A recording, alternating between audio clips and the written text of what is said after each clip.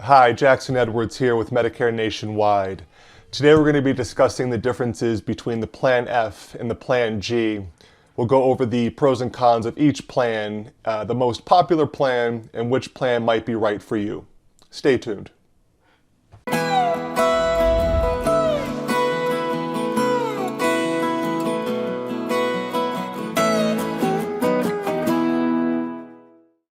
Okay, so today we'll be discussing the differences between the Plan F and the Plan G.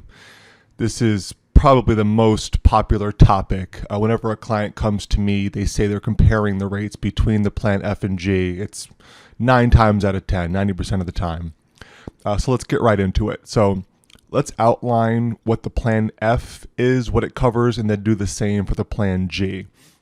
So I've got the Medicare Supplement chart up here. This is from the Medicare Choosing a Medigap Policy 2019. This is page 11. And everybody should have this. If you need a copy of this, please reach out to us or just do a simple Google search of Choosing a Medigap Policy. It'll be option 1. It'll be a PDF file and the first result. Okay, so the Plan F is the easiest plan to explain. It's the Cadillac of Medicare supplements. It's 100% coverage of what Medicare A and B doesn't cover, assuming it's a Medicare approved expense. So no out-of-pocket whatsoever for anything Medicare approved. Now let's get into the Plan G. The only difference between the Plan F and the Plan G is that the Plan G is missing the Part B deductible here. So Medicare sets that amount. That's the doctor deductible, so to speak. So the first time you go to the doctor once per year, you're going to owe that one-time annual deductible of $185. After you've met that, it basically turns into a Plan F. You're then covered 100% thereafter. So the only difference between the Plan F and the Plan G is that $185. All right. So let's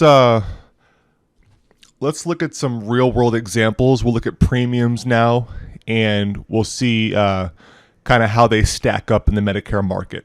So here I have a Georgia zip code pulled up, and this is a female age 65 Plan F. So the average price in Georgia for that Plan F is around $155, $160. So let's pull up a notepad here. Okay, so the Plan F is $155. Let's pull up the Plan G now for the same criteria, female 65. We got the Plan G at $122. And again, this is just an average. And this doesn't take into account household discounts or anything like that. So these prices can really skew depending on some certain criteria. Okay, so here's the monthly premiums laid out. Now let's do a yearly savings, okay? So we'll take the 155 of the Plan F, we'll subtract the 122 of the Plan G, multiply that by 12. We get a yearly savings of $396 by going with the Plan G. So $396 yearly savings. All right. So again, the only difference between the Plan F and the Plan G is that $185 deductible. So in this scenario, you'd be paying almost $400 more in the year by going with the Plan F just to cover a $185 deductible. So it doesn't appear to be a good investment. And this is the case in just about every state, maybe except for Florida.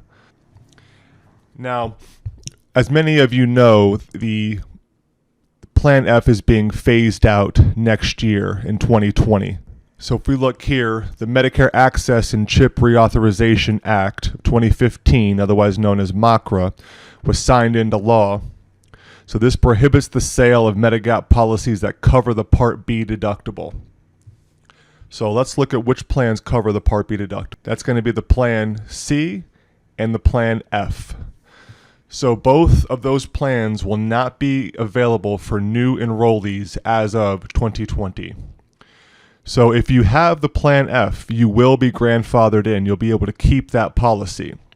But here's what's going to happen.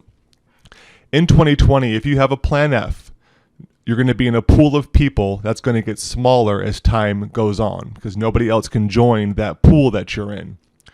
So not only will the pool get smaller, but the people that are in it will get older and statistically unhealthier, which means they're going to be going to the doctor more often, their claims are going to go up, and the premiums being taken in by the insurance company is going to be going down because there's less people paying into the policy. So the only way to maintain profits for the insurance company is to raise the rates. The insurance companies are not going to lose here. They're always going to be profitable. So with that said, the Plan F is really no longer a good investment. If I have a Plan F, I'm abandoning ship. I'm looking at the Plan G all the way. Also consider this. If you have a Plan F and you want to change to the Plan G later on, you have to go through medical underwriting. Since you don't know what your health's going to be like, don't gamble on it. Just take the Plan G now, you do it as an investment, and save yourself in the future. Now, there are certain carriers that will let you go from a Plan F to a Plan G at any time. So you can ask your insurance provider if they allow that. But in general rule of thumb here would just be to get the Plan G. Another thing to consider about the Plan F is that it's one of the few plans that you're allowed to be guaranteed issued into. And that means get into without medical underwriting. So if you're coming off of a group policy, you're able to get the Plan F without answering any health questions. And that is not the case for Plan G. The only way to get Plan G without going through medical underwriting is to be in your open enrollment window, which is 6 months with enrolling into Medicare Part B, which does not apply to the Plan F. You can get that plan at any time if you're coming off of a group policy. So what that does is it allows for more people to get into the Plan F, and that includes people that may be unhealthy. So if more people are answering the health questions to get into the Plan G, naturally the Plan G is going to have healthier people, which in turn keeps the rates more stable, where the opposite is true for the Plan F. So historically, the Plan F has much higher rate increase history. Now, things to consider in the future. In the year 2020, next year, the Plan G will also be able to be guaranteed issued into as well. So that will have effects on the rates. It might not happen for some time, but over the next few years, we will see the rates steadily go up on the Plan G. And the more stable plan, most likely in the next few years, is going to be the Plan N, as in Nancy. That plan will not allow you to be guaranteed issued in by coming off of a group policy, so the rates will be more stable. So that about does it for the differences between the Plan F and G. If you have any more questions, please leave a comment below or give us a call. All our contact information can be found below in the description. If you found this video helpful, please give it a thumbs up. We will be putting out more helpful content like this, so feel free to subscribe. Thank you for watching.